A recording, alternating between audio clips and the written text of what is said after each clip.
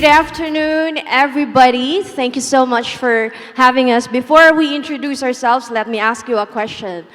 Are you learning about work, the workplace, and the workforce? Yeah? Oh my gosh, now I'm nervous. Are you learning? Relearning? Thank you. So today we're here to talk about our readiness as managers for two specific generations. And these are generations Z and Alpha. Well, but first of all, let's introduce ourselves. My name's Ivy De Borja, and I come all the way from the Philippines. Do we have delegates from the Philippines?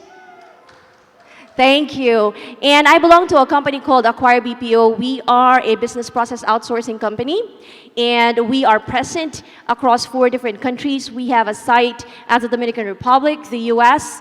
We were born in Australia, and we have our greatest number of workforce in the Philippines. On to you. Thanks, Ivy. I'm Anjali Menon.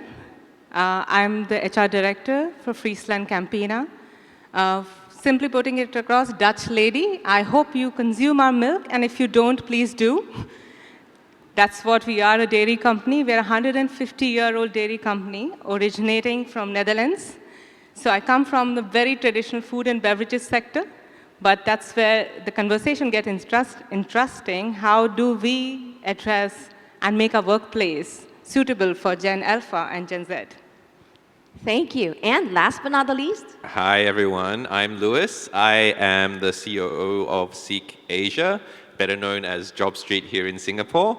We are an employment marketplace, and our mission is really to help hirers find perfect candidates and candidates find their dream jobs.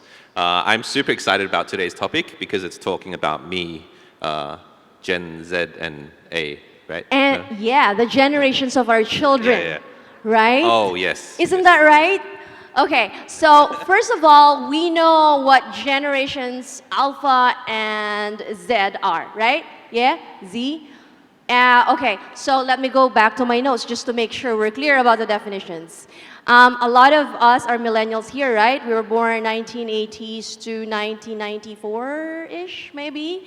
And we have Gen Z 1995 to 2009, and Alpha 2010 to 2024, which has not happened yet. So that's why I said our kids. So the first question that we have for the bright panelists here on stage with me would be, how do we attract these types of generation? And there is no better speaker to that question than our friend here from Seek or Job Street as we know it for most countries in Asia. Wow, thanks, Ivy, for that question. That's an interesting question, and I think for us, I'll answer with 2 different lenses because number one, as part of Seek, because this is the space that we are operating, we actually get a lot of data and insights to show what is happening in general across the market. And obviously, as an employer, we have our views internally as well as what we do. So I think to answer the question about how to attract Gen Z and Gen A, I will step back first and share a bit about the macro in general, what we see in terms of what people in general look for when they're looking for work. And through our studies that we do every year, one of the things that has become quite interesting is COVID has changed what employees are looking for in general. And one of the things that we're seeing, first of all, as a general statement, is that employees are placing a lot more value on things like job security, the security of the company and how long they've been established, as well as the culture and the environment that they're working for, more so than traditional things like compensation. That generally, usually is one of the top. So that has shifted, right? And that's interesting. But then when you dig down into it and look at specifically the Gen Z and the Gen A, what you see and start to understand is that generalization does not fit this group, because this group are not as concerned about stability, making sure that I have enough money for my kids and their education and putting food on the table just because of the nature of their age group. And hence, that has given the opportunity of more types of younger organizations that are less stable, many here in the tech startup space, to attract Gen Z and Gen A. So now specifically to the question of what Gen Z and Gen A are looking for, what we found is there are several things that are now more important than big companies, stable roles, high salary. These things include the purpose of what the company is doing. Like, is the company doing something that I can buy into that matches with my values? So values become super important. The second is, as a Gen Z and a Gen A, I'm not as concerned about the salary, but I'm more concerned about my development as an individual. So learning and development, and where this role can take me either in the next 2 years or further down in my career, in my aspirations. So that's becoming quite important. And the third is the style of working. And I think COVID has accelerated this in the sense that working from home, working from remotely, has become a much bigger topic and something that is important. And you can summarize that into flexibility. So the Gen Z and the Gen A really look for flexibility.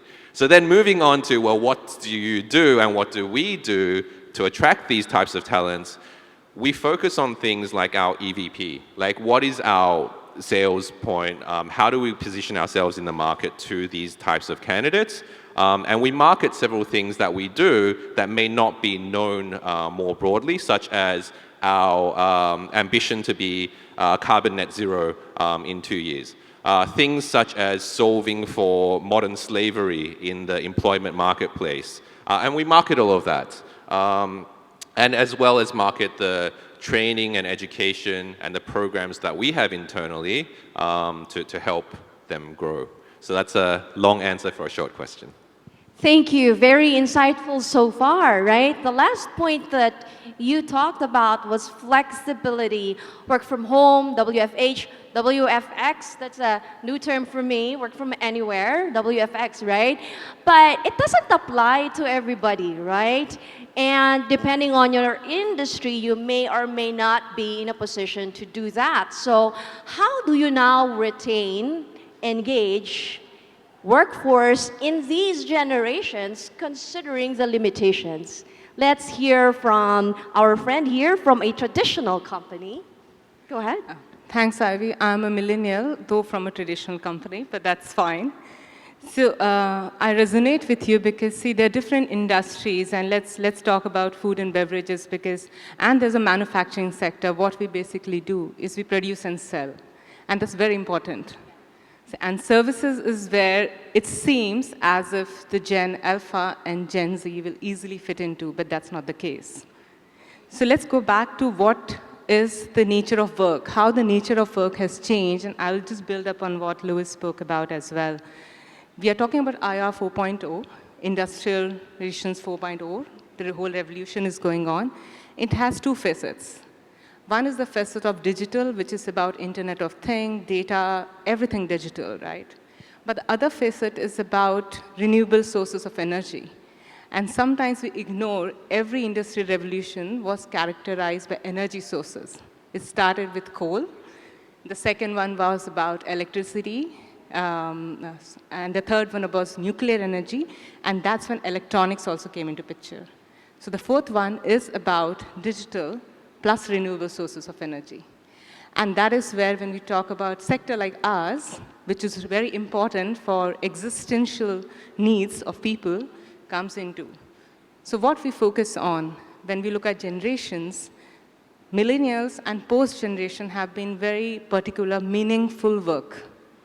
And the meaning can range for what happens from day to day to what's the bigger purpose. And that's where I resonate with Louis as well. So what we try to do is, and I think most of the food and beverages companies, and definitely in Friesland Campina and Dutch Lady, we are focusing on purpose. We work on 4 pillars. First is purpose, then we talk about people, then we talk about performance and potential. So the purpose and 4 Ps. 4 Ps. Okay, we want to learn more. If you could give us some sneak peek on what's important in each of the piece and how they integrate. Because one could be working, but it's an ecosystem, right? Yes. One affects the other. So we want to understand, for the curious minds in here, how do we make these 4 Ps work in our organizations? So in terms of purpose, the purpose needs to be something which appeals to you as an aspiration. It should not be that my purpose is achieved 1 year down the line. So our purpose is nourishing the planet and people. Nourishment is never going to go away. So that's where the point of purpose comes in, and that's what wakes up us every day, and we are driven towards doing it. People are what drive our business, and that's the reason we have placed people before business performance. We're very, very Let's clear. take note of that. Yeah. So we are a people-focused organization. We are not saying that we are there perfect, but we work towards it. The third part about performance, because business needs to perform so that we can invest, grow, and contribute more. The last part is potential, and that's where the aspiration quotient comes in. Because if you show a pathway to your employees and your larger community on how you're going to grow, what's the future potential 5 years, 10 years down the line, that's when people believe, yes, I'm going to work towards something, I will also grow. And that relates to the part of career and development as well. Of course, in the short term, we have to put in actions which is about learning, etc. But people need to believe that this is a growing organization, this is a growing community, so on and henceforth. That's beautiful. Now, I want to not really challenge, but stretch the discussion a bit. It's great to have, 4 Ps and the appetite of the organization to spend time and money and effort to do these things. But then, are the managers ready? Because, it's how the rubber hits the road, so to speak, right? That truly matters. We may have great posters, right, in our website and, in our collaboration tools, but it remains to be lip service until they see it. So now it looks like the advantage of organizations that have programs like this will really come out if it's brought to life. I'm curious, with your organization, Louis, in Seek, and I don't know if you can share with your clients, since I know that you work with them a lot in terms of, job architecture, engaging the workforce, or, attracting the workforce, not engaging, right? What do you see? Yeah. The managers, their abilities. No, that's a really good question, and I think again it's multifaceted as are all answers. But the first is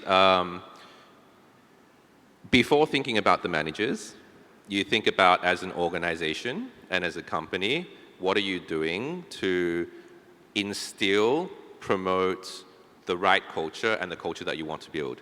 And I think many organizations and the clients that we speak to have a lot of different programs to incorporate values and culture, those that are unique to their company, into their everyday work. And the most obvious and common one that we see is obviously in the appraisal reviews. You have your values there, you explicitly call out what they are, and then every cycle, whether it's half yearly or annually or both, you have discussions on this. And I think this is one very practical way of doing it. But I think more pertaining to Gen Zs and Gen As, that may not be something that they are as receptive to. It's just the format is very different to anything that they're used to. So an example of one thing that we are doing at Seek is we have introduced an app. And the purpose of that app is really to enable all colleagues to recognize each other when they have demonstrated a value and show appreciation for that. So it's basically an app that allows you to give points, which equals rewards that you can claim to colleagues. So I can say, hey, Ivy, that meeting that we just had, I appreciate your openness and honesty, and that's a core value. And I share that feedback on the app and give you some points which you can then use to purchase and claim goods. That's also publicized again through the app to show and encourage others to do the same thing. So you can see that the values that a company or the organization has not changed, but the way that you are starting to communicate that and engage your people, given the changing nature of your people, has to change. And I think that's something that we need to think about more. So you enable the execution of your strategy through easy-to-use technology, which is really actually the point of this exercise. You know, what I have to say about that is, of course, you come here as HR, right? But I bet you also have your direct reports. You have people reporting to you, and you are continuously recruiting for more, since there's massive resignation these days, but that's not our topic. That's for another panel. We need to understand as managers, and this is for me, the difference between our generation, I'm a millennial, and for example, and a Gen Z.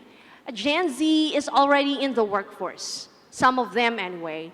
And you know, when it comes to communication for Gen Z, I find that they're not as collaborative. And I thought that was just me, but you know, there's this book, you can look it up, Gen Z at Work. It was authored by a father and a son. Yes, you heard that right. A father and a son who literally interviewed companies and unearthed what the difference is amongst generations. And they actually validated this observation that Gen Z is not as collaborative. It's just not that natural for them. Why? Because they just want, it's in their skin that they are enabled to do things on their own. And so also they're wired to do things on their own. If there are some facilities manager in the room, or that's part of your function, and you're shifting to open workspace, hot sitting, Gen Zs may not exactly like it in as much as millennials do. So there's really a difference, you know, with the appetite of Gen Z and us. What about Gen A? Gen A, 8 out of 10 kids today, they vlog. It's letter V, right? They take a video of themselves and upload it to social media. At what age do they start using gadgets? Age 2, ladies and gents. They just started walking and they're already navigating the computer, right? And so for these generations, when they enter the workforce, they're gonna be the ones that can multitask, can do things so sharply, right? So many different topics all at one time. Doesn't it amaze you? Do you observe that among your kids? They are the future generation of our workforce. And if you still have, for example, if you're in the oil mining industry where you cannot just let go of your most experienced oil engineers, for example, how do HR professionals bridge that gap between a Gen X, a boomer, and a Gen Z? So there's that skill gap, right?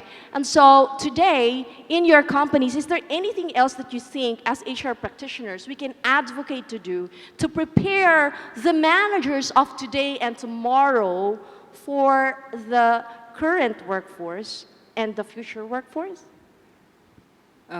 Good question, and it's a very long question. So let me keep it simple. So the first thing is there's a lot of confusion, a lot of chaos all around us. I think nobody will disagree. And when COVID happened, I'm sure if I ask you to raise your hand, how many of you felt like, I just want to take a break and do nothing for a week? Really for a week. Happened to me for sure. More like a month. So the first thing for the managers, just imagine a line manager and imagine a line manager who has a family. You have your employees, irrespective of the generation, let's park it aside for a moment, who come back and say, I'm very overwhelmed, I cannot deal with a lot of things. personal, professional. You have kids who are running around who have online classes and you're coordinating with their teachers because there's work to do. And you have a spouse, obviously you want to manage your relationship, you do not want things to break down. So yeah, a lot of it is going on, and as a line manager, you are supposed to be able to deal with it, whereas you were not emotionally trained or emotionally the capability was created for you to deal with it. Yeah, so that's one thing to park right now, post-COVID, during COVID. The second part is what you said about generations and differences. So how do you understand differences between people? And that's what I'm trying to simplify. So the first thing which is there, please try to simplify things for your line managers. And how did we do that is what I can share as well. So we have started that journey. So first thing we focused on, what do we need as human beings? Even the Gen Z and Gen Alpha needs a sense of belongingness. Everybody wants a sense of belongingness. So how do you help your line managers create that? The first factor is trust. And just to share with you, there is a trust equation. We say trust is equal to credibility, consistency, and authenticity. So please be authentic, please be honest. How do you help your line managers do that? Is creating a transparent system. So what we realize is people do not feel safe enough to be authentic. And there's this concept of psychological safety, which is the buzzword. But fundamentally, what it really means is people need to feel safe enough to be their true self. So we really try to partner with practitioners who can bring that concept to identify emotional needs within the organization, which we are training our line managers. We are hoping will reach a way forward there, starting on first factors. So psychological safety, step one. The second piece which comes in is diversity, equity, and inclusion. Yeah? And this has been there for past 10, 15 years. I don't remember since I started my career. Diversity was just about getting numbers. It started with gender, then it's focused on many other aspects, and I don't need to get into it. Generations is about creating inclusivity. And that's where the understanding of how you create an inclusive work culture starts from the leadership. So yes. How do we ensure that the leaders fund platforms like Seek, perhaps, or other assessment tools, when we are selecting our leaders, we ensure that the inclusive mindset is a key criteria for selecting your leaders in the organization. And for the line managers, doing workshops and session on unconscious bias understanding does help. You see individuals, and if they can deal with different individuals, perhaps they also will be able to understand that generations have different need. There is a third factor, as you were sharing, about this generation being on gaming. So there's a concept of flow. When people are playing a game, it reaches a flow where your energy keeps increasing and it goes into loops.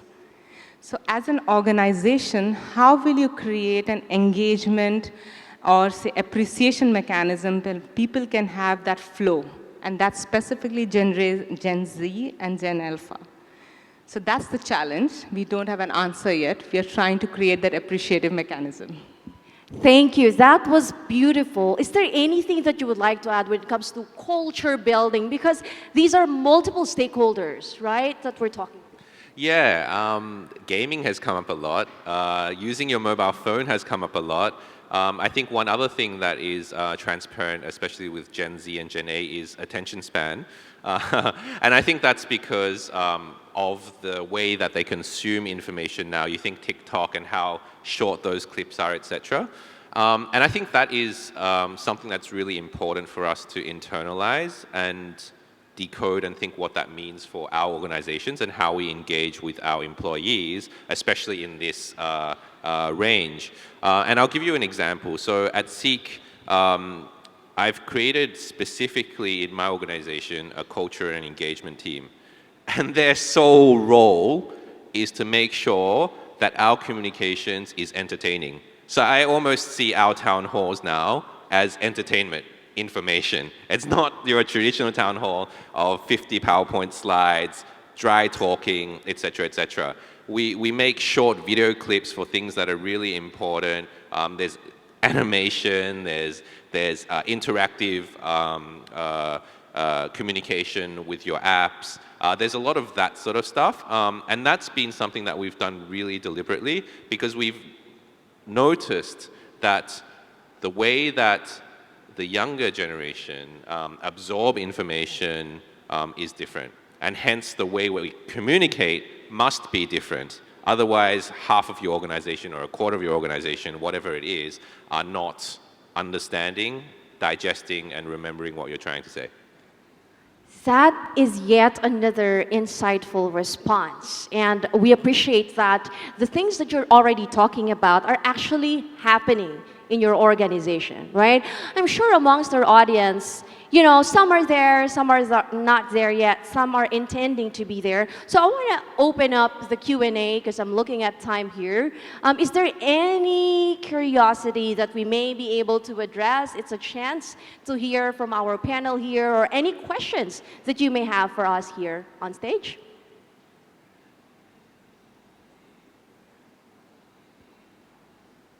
Anyone?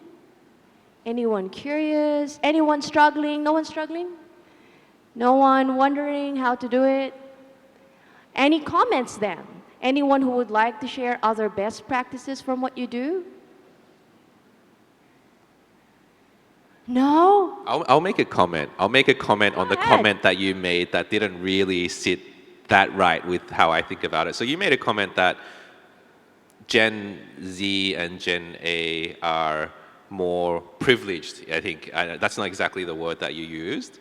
Like, if you think back, like, the Gen X said about the Gen Y that they were lazy. The Gen Y said about the Gen Z that they are privileged and individual. The Gen Z is going to say about the Gen A something else. And I think there's some truth to that in a general sense. But at the same time, I think each generation has different strengths. And I think in our line of work as leaders, and definitely in HR, like it's important that we are able to understand and recognize that, and then enable everyone in our organizations to grow and flourish. And I couldn't have said that any better. I think really the point is that we need to learn how to appreciate them for who they truly are with authenticity, right? And we need to style step, because as managers, we cannot get there, right, if we pass on judgment. What works for us doesn't work for them. And you were saying diversity because it's in the beauty of us understanding each other and really actually leveraging the strengths of each other, which is diverse, that we grow. Sorry, was there? I were think you there's a saying question. There Oh, there are two questions. I think the lady at the back was first, if I saw correctly. Poor eyesight. My apologies.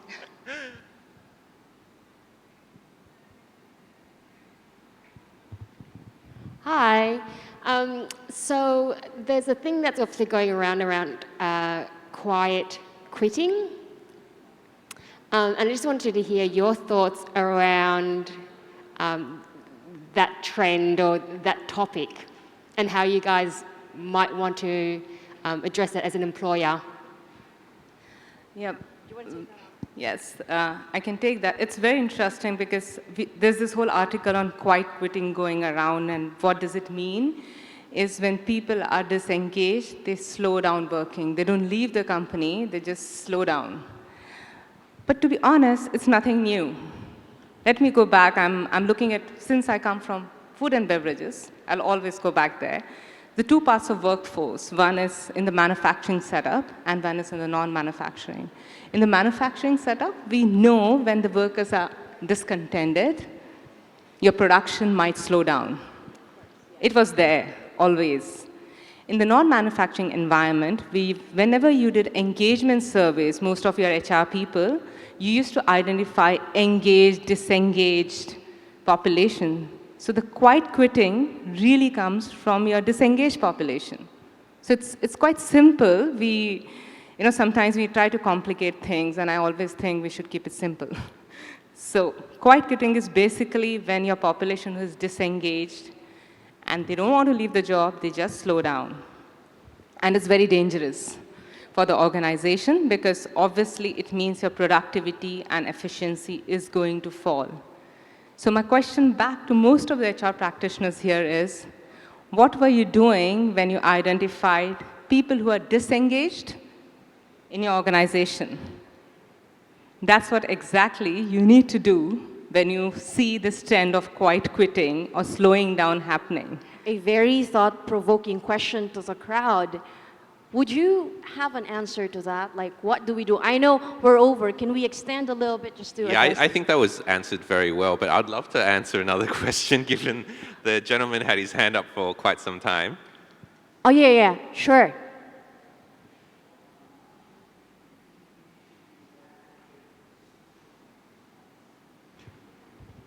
Hello, good afternoon. My name is Paul Herrera from the Philippines. I just have a question though. We are always looking at leaders being ready for the other generation. Have we consider as an HR practitioner, have we consider hiring the new generation or the Gen Z and Generation Alpha to be ready to work with baby boomers leaders or co-workers with a mature, when you say uh, older than them? Because technically what we are always doing is preparing our leaders to the new generations. Have we checked the new generations being prepared, working with the old generation? I think those are the issues that HR should have to address as well. It's not always preparing the old generation, but we also have to prepare because these are the new generations coming in as a workforce. Have we thought about that? Would you like to take that on? Yeah, Louis? that's a really great question. And I think just for those who may not have heard, what I heard the question to be is, we're focusing a lot on the new generation and how we adapt to the new generation. Why don't we get the new generation to adapt to the older generation? And I think my view on this is we focus a lot more on the new generation and how we as an organization adapt to the new generation, because if you think about it, the population as a percentage of your total organization is still relatively small. So when you bring in new culture, new generations in a group, naturally the influence of the greater organization is going to be much stronger than the influence of the younger generation. And hence, if we don't focus on getting our organization ready to work with the newer generation, they will struggle. However, on the flip side, can the newer generation work with the older generation? By nature of the size of population, that will have to happen as they induct. Having said that, I think it's really relevant, like we should not forget that perhaps we need to train, coach, guide the newer generation as they come in, but I don't necessarily feel it's something that you need to assess on before bringing them in the mix. Thank you. I'm sure that answers your question, right, Paul? Well, thank you very much. Our organizer here is giving a signal that our time is up. We look forward to, you bringing home the lessons that you've learned from this stage and helping your organizations get ready for Gen Z and Gen Alpha. Thank you, and you have a great day, everyone. Thank you very much. Thank you.